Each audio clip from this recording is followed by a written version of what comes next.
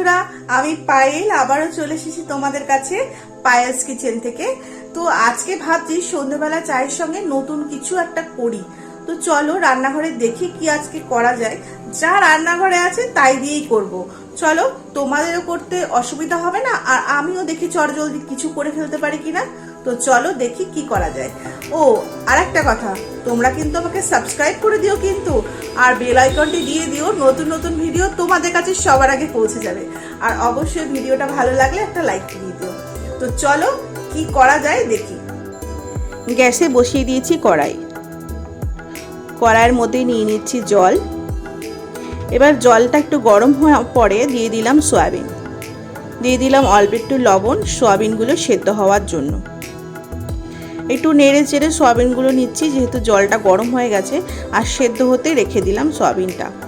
আর একটা পাশের মধ্যে বোল নিয়ে তার মধ্যে 3 চামচ দিয়ে দিচ্ছি বেসন, আর 3 টেবিল চামচ দিয়ে দিচ্ছি চালের গুঁড়ো।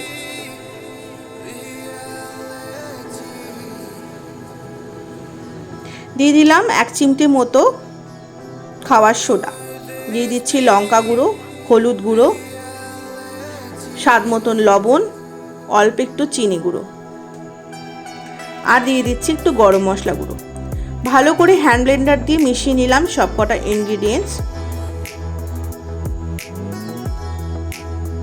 এবার অল্প অল্প করে জল দিয়ে ব্যাটারটা রেডি করে নেব।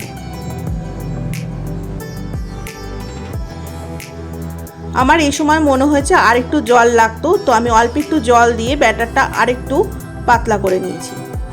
রেডি হয়ে গেছে আমাদের ব্যাটার। এই ব্যাটারটা তৈরি করতে আমাদের 1 কাপের থেকে অল্প কম জল লেগেছে। এখানে সয়াবিনটা সেদ্ধ হয়ে গেছে। ভালো করে চিপে আমরা ঝুড়িতে জল ঝরিয়ে রেখে দিয়েছি। দেখো ঝরঝরে হয়ে গেছে সয়াবিন। কড়াইয়ে সাদা তেল দিয়ে, সাদা তেল গরম হওয়ার পরে সয়াবিনগুলো ছেড়ে দিলাম। প্রথমেই সয়াবিন দিয়ে একটু নেড়ে চেড়ে নেবে, কারণ তেল কিন্তু তখনই টেনে নেয় সয়াবিনে। এবার দিয়ে দিচ্ছি গুঁড়ো হলুদ, দিয়ে দিলাম স্বাদ মতন লবণ। খুব সামান্যই লবণ দেবো, কারণ আমরা সিদ্ধ করার সময় লবণ দিয়েছিলাম। দিয়ে দিলাম চিনি গুঁড়ো, আর দিয়ে দেবো অল্প লঙ্কা গুঁড়ো। এবার ভালো করে নেড়ে চেড়ে ভেজে নেব। হালকা লাল হবে, তারপরে নামিয়ে ফেলবো সয়াবিনগুলোকে। আমাদের সয়াবিন রেডি হয়ে গেছে, নামিয়ে নিচ্ছি।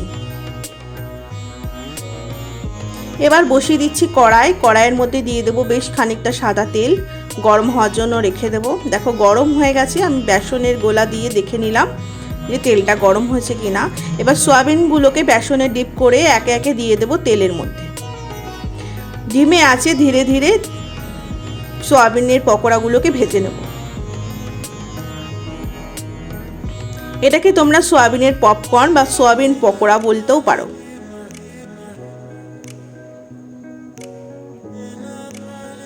এটি সন্ধ্যাবেলার চা কিংবা কফির সাথে খুব ভালো লাগে খেতে। বাচ্চা বলো কি বয়স্ক, সবারই খুব স্বাদ লাগে খেতে।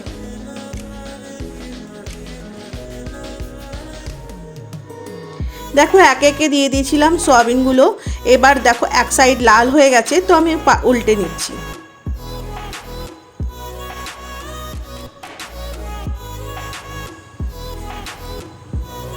ধিমে আঁচে উল্টে পাল্টে ভালো করে ভেজে নেব, যতক্ষণ না মুচমুচে করে ভাজা হচ্ছে।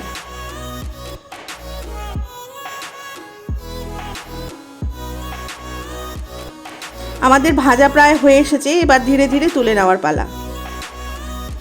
ভালো করে তেল ঝরিয়ে তুলে নিতে হবে পপকর্নগুলোকে। এবার একটা ছোট বাটি নিয়ে নিচ্ছি 2 চামচ মতো টমেটো সস। 1 চামচ ভরে নিয়ে নিচ্ছি মেয়োনিজ।